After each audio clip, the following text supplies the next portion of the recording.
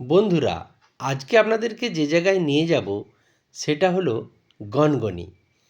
সুদূর আমেরিকায় যে গ্র্যান্ড ক্যানিয়ন আছে, সেই গ্র্যান্ড ক্যানিয়নের সঙ্গে আমাদের গনগনিকে তুলনা করা হয়।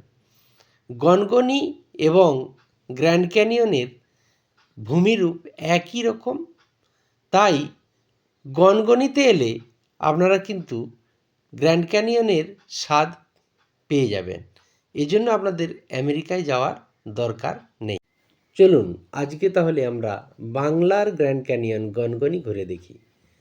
এই জায়গাটা থেকেই কিন্তু গনগনি শুরু হয়। আর এখানে যে একটা ওয়াচ টাওয়ার দেখতে পাচ্ছেন, এটা একটা রিসর্ট যেটা পশ্চিমবঙ্গ সরকার নির্মাণ করেছেন। দূর দূরান্ত থেকে যে পর্যটকরা আসেন তাদের এখানে থাকার সুব্যবস্থা আছে। তাই গনগনি আসলে আপনাদের কোনো অসুবিধে হবে না। অনলাইনে বা এখানে এসে এই যে রিসর্টের গেটের বাঁ দিকে যে কাউন্টার আছে, ওখান থেকে আপনাদের টিকিট কাটতে হবে এবং ভেতরে অনেক ছোট ছোট কটেজ আছে এবং বেশ সুন্দর ব্যবস্থা আছে। আপনারা এখানে থাকবেন, নিশ্চিন্তেই রাত্রি যাপন করবেন এবং গনগনিটাকে ঘুরে দেখতে পারবেন। আর যদি ভেতরটা শুধু ঘুরে দেখতে চান তাহলে এই কাউন্টার থেকে 5 টাকার টিকিট কেটে ভেতরটা ঘুরে দেখতে পারবেন। ভেতরে একটা ছোট্ট মিউজিয়াম আছে, যেখানে সেই মহাভারতের যুগে যে বকরাক্ষসকে বধ করা হয়েছিল ভীম দ্বারা, সেই বকরাক্ষসের হাড় সংরক্ষিত আছে বলে এখানে কিন্তু লেখাও আছে। তাই চাইলে 5 টাকা দিয়ে টিকিটটা কেটে ঢুকবেন, আর ঢুকে আপনারা কিন্তু সেটাও দেখে নিতে পারবেন। রিসর্টে বুকিংয়ের জন্য ফোন নাম্বারটা এখানে দেওয়া আছে, আর পাশে কিন্তু আপনার ওয়েবসাইটের ঠিকানাটাও এখানে দেওয়া আছে। এখানে ঢুকতে 5 টাকার টিকিট লাগে। 3 বছরের ঊর্ধ্বে যারা তাদেরই কিন্তু এই 5 টাকা দিতে হয়, আর 3 বছরের নিচে যারা তাদের পয়সা দিতে হয় না। এটা হচ্ছে মেন গেটটা। আর 2022 সালে মুখ্যমন্ত্রী মমতা বন্দ্যোপাধ্যায় এটির উদ্বোধন করেছিলেন। আর এইখানে দেখুন দেওয়া আছে ওয়েবসাইটের ঠিকানাটা পাশেই দেওয়া আছে। এই জায়গা থেকে আপনি কিন্তু এই সাইটে গিয়ে অনলাইনে বুক করতে পারবেন। রিসোর্টে থাকার জন্য আপনাদেরকে নির্দিষ্ট পরিমাণ পয়সা খরচ করতে হবে, আর ভেতরে ঢোকার জন্য 5 টাকার টিকিট তো আছেই। এখানে কিন্তু যেটা মূল আকর্ষণ আমাদের বাংলার গ্র্যান্ড ক্যানিয়ন, সেই বাংলার গ্র্যান্ড ক্যানিয়ন গনগনিতে ঢোকার জন্য কিন্তু কোনো পয়সা দিতে লাগবে না। ক্যানিয়নটা ঘুরে দেখার জন্য আপনাদেরকে এই সিঁড়ি দিয়েই নিচে নামতে হবে। এই সিঁড়িটা যথেষ্ট খাড়া, তাই সরকারিভাবে বয়স্কদের কিন্তু নিচে নামায় নিষেধাজ্ঞা আছে। কারণ বয়স্কদের হাঁটুর সমস্যা এবং হার্টের সমস্যা বা শারীরিক অন্য সমস্যা থাকতে পারে। তাই নিচে নামার পরে যখন উঠবেন আপনাদের তখন কিন্তু কোনো শারীরিক সমস্যা হলে আপনারা কিন্তু খুব অসুবিধায় পড়ে যাবেন। তাই আপনাদের ক্ষেত্রে যাদের শারীরিক সমস্যা আছে তাদের কিন্তু নিচে নামার দরকার নেই। আর যারা সুস্থ আছেন তারা তো অবশ্যই নামবেন, আর যারা নিচে নামতে পারছেন না তারা উপর থেকেও কিন্তু এটা ঘুরে দেখতে পারবেন। তবে নিচে গেলে অনেকটা ভালোভাবে দেখা যায়। আর এই যে সিঁড়িটা কিছুটা যাওয়ার পর তারপরে লাল মাটির রাস্তাই পাবেন, এবং সেটা পুরো একদম নদী পর্যন্ত, এই যে সামনে যে নদীটা ওই নদী পর্যন্ত চলে গেছে। সামনের যে নদীটা ওই নদীটার নাম হচ্ছে শিলাবতী নদী, আর ওই শিলাবতী নদীর জলেই কিন্তু এই গিরিখাতটার সৃষ্টি হয়েছে। শারীরিক কারণে যারা নিচে নামতে পারলেন না তাদেরকে কিন্তু আমি এই সিঁড়িটা দিয়ে উঠে আবার উপর পর্যন্ত কেমন লাগে সেটা দেখানোর চেষ্টা করছি।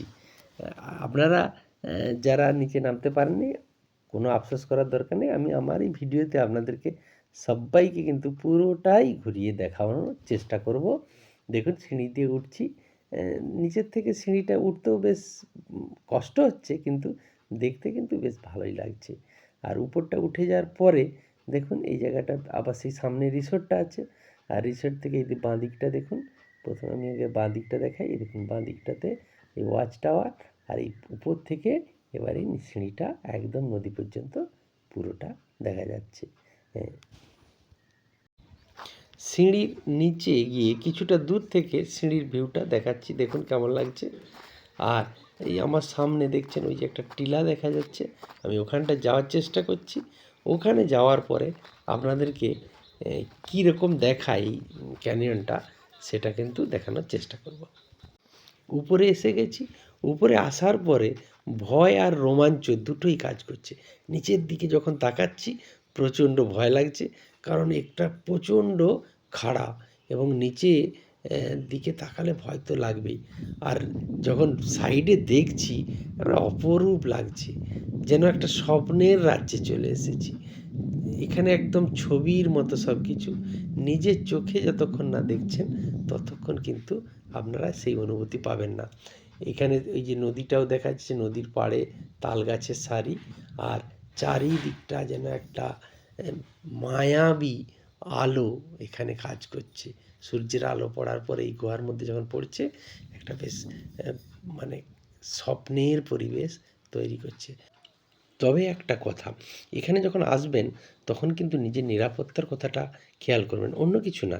এখানের যে মাটি কিন্তু খুব ভুরভুরে, সহজেই কিন্তু আপনি পিছলে পড়ে যেতে পারেন। তাই নিচে উপরে যখন উঠবেন তখন কিন্তু খুব সাবধানে পা ফেলবেন, যেখানে সেখানে পা ফেললে কিন্তু একটা দুর্ঘটনা ঘটে যেতে পারে। ক্যানিয়নের সৌন্দর্য তো উপভোগ করবেন, সেই সঙ্গে কিন্তু নিজেদের নিরাপত্তাটা তাই খেয়াল রাখবেন। আর এখানে আসলে প্রকৃতির যে শান্ত পরিবেশ সেটা কিন্তু খুব যথেষ্টভাবেই লক্ষ্য করতে পারবেন। ভিডিওটা দীর্ঘায়িত করছি না, তাই এই স্বল্প পরিসরে যতটা সম্ভব এই গিরিখাতটা ঘুরে দেখানোর চেষ্টা করলাম। আর আমার তো ফটো তুলতে ভালোই লাগে, তাই এখানে এসে কয়েকটা নিজের ফটো নিয়ে নিলাম এবং আপনাদের সাথে শেয়ার করলাম। তাহলে আর দেরি কিসের? উইকেন্ডে একা অথবা ফ্যামিলিকে সঙ্গে নিয়ে বেরিয়ে পড়ুন বাইক নিয়ে, অথবা নিজের গাড়ি থাকলে গাড়ি নিয়ে। আর যদি সেটা না থাকে কোনো চিন্তা নেই, বাংলার বিভিন্ন জায়গা থেকে এই গড়বেতাতে বাস আসে, যে কোনো বাস ধরে গড়বেতা স্টপেজে চলে আসুন। আর এখান থেকে 5 মিনিটের পথ, যে কোনো একটা গাড়ি, টোটো, অটো যা পাবেন ধরে একদম সোজা পিকনিক স্পটে এসে ঘুরে ঘুরে দেখুন। আর চাইলে এখানে একটা দিন বা 2টা দিন কাটিয়েও যেতে পারেন, রিসোর্ট তো আছেই। আর আমার ভিডিওটা যদি ভালো লাগে তাহলে কিন্তু আমার এই ভিডিওটাকে একটা লাইক দিয়ে দেবেন, আর আমার সঙ্গে থাকার জন্য আমাকে একটু ফলো করবেন, আর আমার ভিডিওটা কিন্তু শেয়ারও করে দেবেন, যাতে অন্যরা যারা আসতে পারেননি তারা এটা দেখতে পারেন। আর এখানে এসে আপনারা সেই গ্র্যান্ড ক্যানিয়নের স্বাদ পেয়ে কেমন লাগলো আপনারা কিন্তু আমাকে লিখে জানাতে পারেন। ধন্যবাদ, সবাই ভালো থাকবেন। সবাইকে ধন্যবাদ জানিয়ে ভিডিওটা এখানেই শেষ করলাম।